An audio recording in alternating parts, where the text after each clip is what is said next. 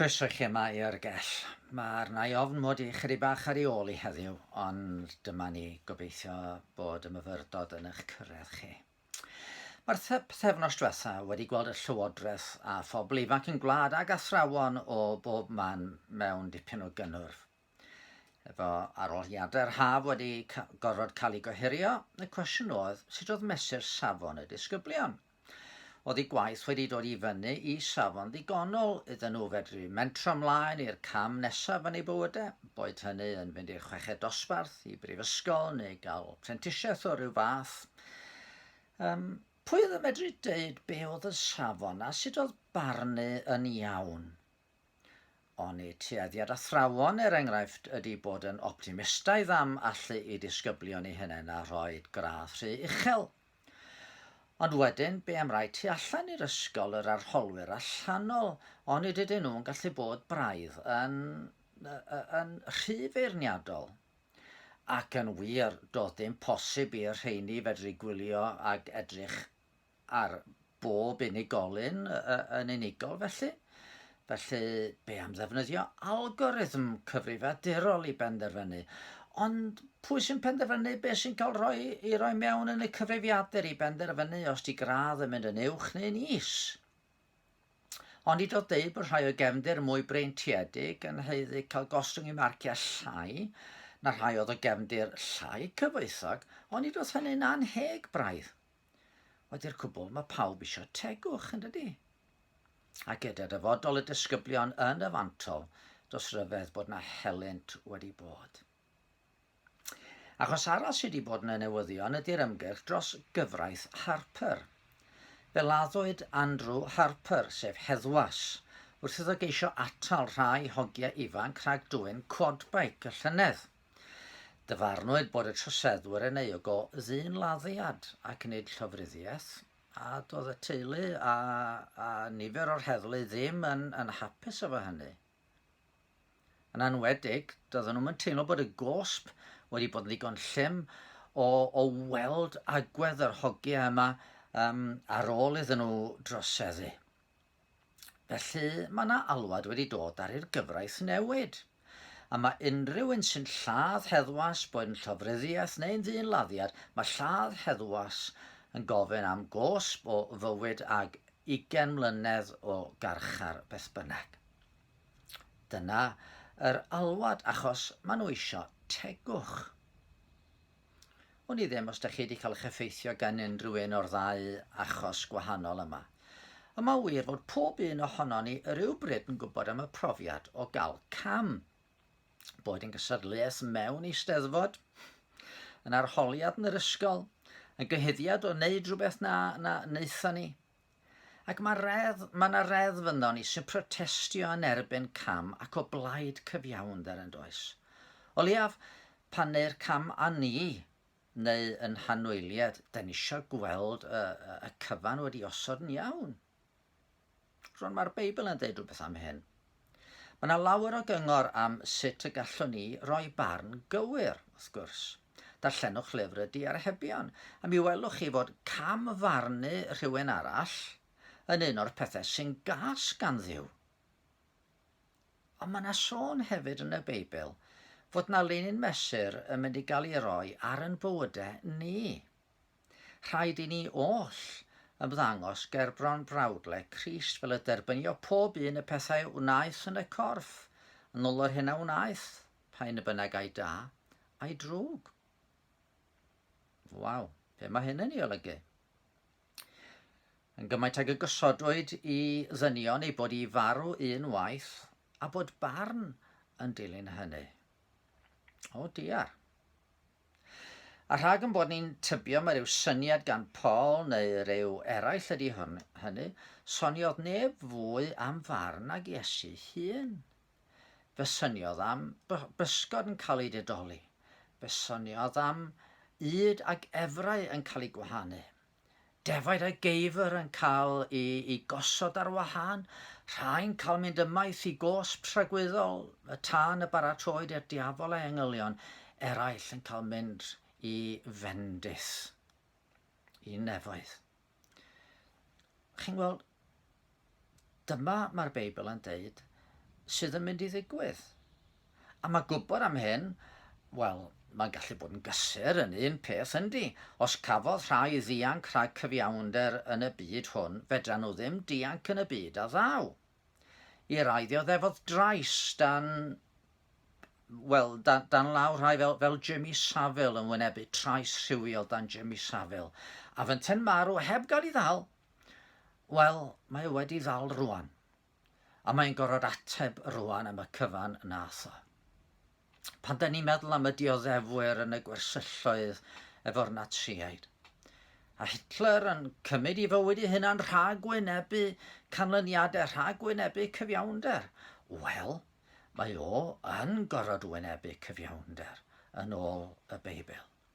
Does neb yn mynd i gael get away fel hyn. A mae hynny'n gysur os da ni wedi dioddef cam gan rhywun arall. Ond, a gwybod bod yna farn i ddod hefyd yn gallu bod chydig bach o ddychryn. Oherwydd mae cyfraith Duw yn codi cwestiynau am y ffordd yr ydw i wedi byw.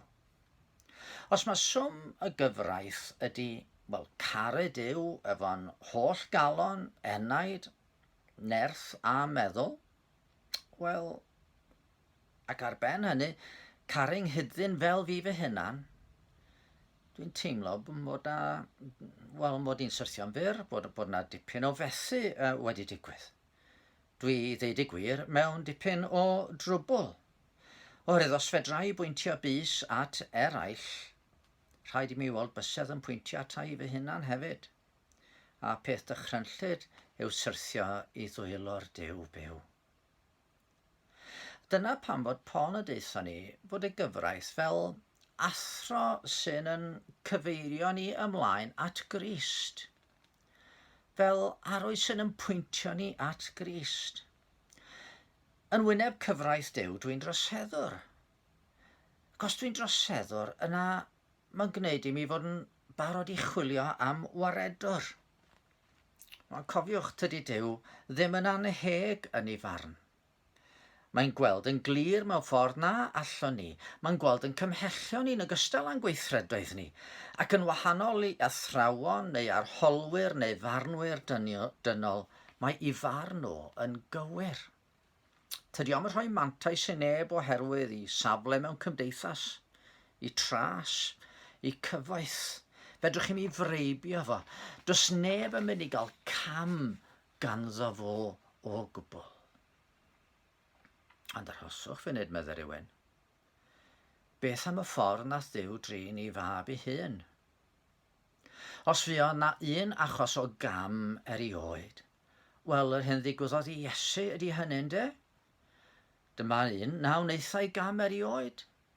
Ac eto, fe gafodd y Sanhedrin a'r archoffeiriad i gondemnio fo, fe gafodd Herod a Peilat i gondemnio a'i ddedfrydu i farwolaeth erchyll ar y groes.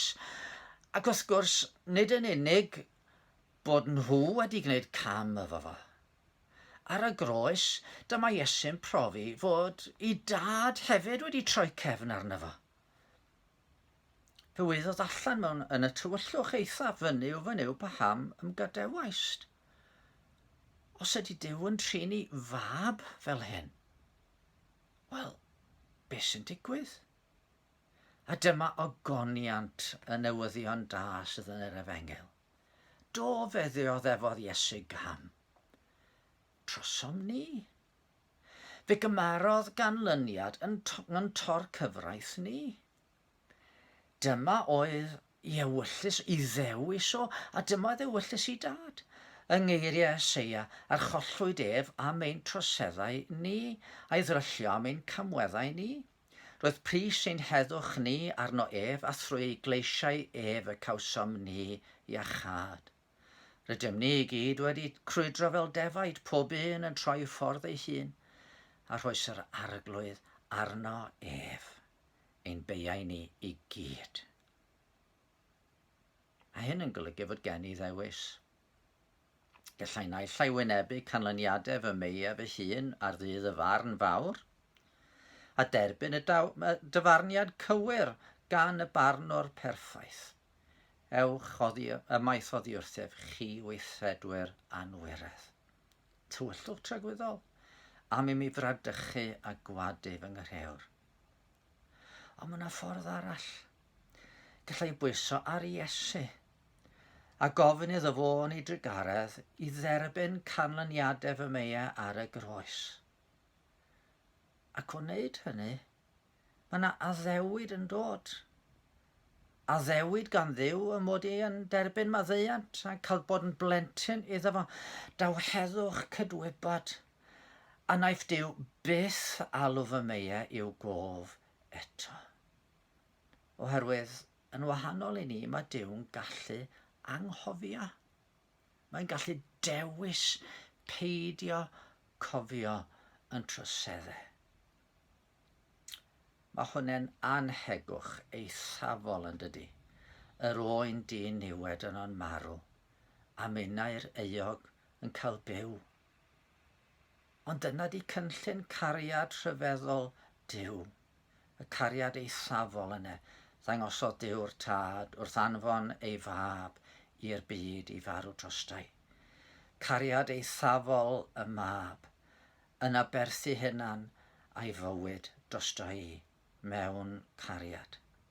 Dyw'r ysbryd glân yn dod ata i roi mi ffydd a bywyd newydd allan o'i gariad rhyfeddol.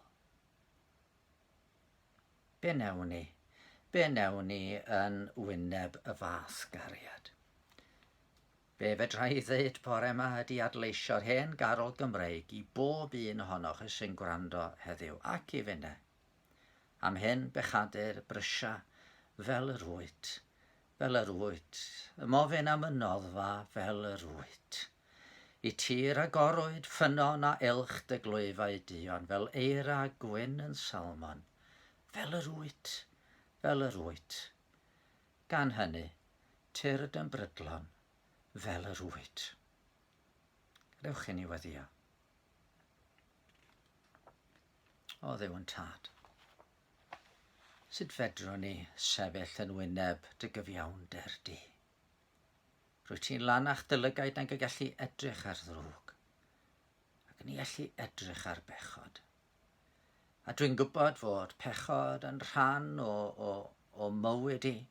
Mae staen o ar bob peth dwi'n gwneud mewn rhyw ffordd. Ond o arglwydd yn Duw, mae gyda thi faddeuant. A ti di trefnu ffordd i mechodau y dderbyn i cyfiawn dal. A ti di trefnu ffordd i minna hefyd gael bywyd a gras. Derbyn yn diolch o dad am y fath dregaredd. Helpa ni i gredu yn ote ac i afel yn yr iachawdwriaeth sydd yn Iesu Grist. Amen. Wel, mae'n dod yn benwythnos eto. Croeso i chi ymuno efo ni yn ein gwasanaeth bore dydd Sul o Gapel y Ffynon. Os fydd Dyw'n caniatáu, yna mi fyddai nôl yn rhoi myfyrdod arall o'r gell. Wsos nesa, dydd Llun nesa. Dan eich bendith.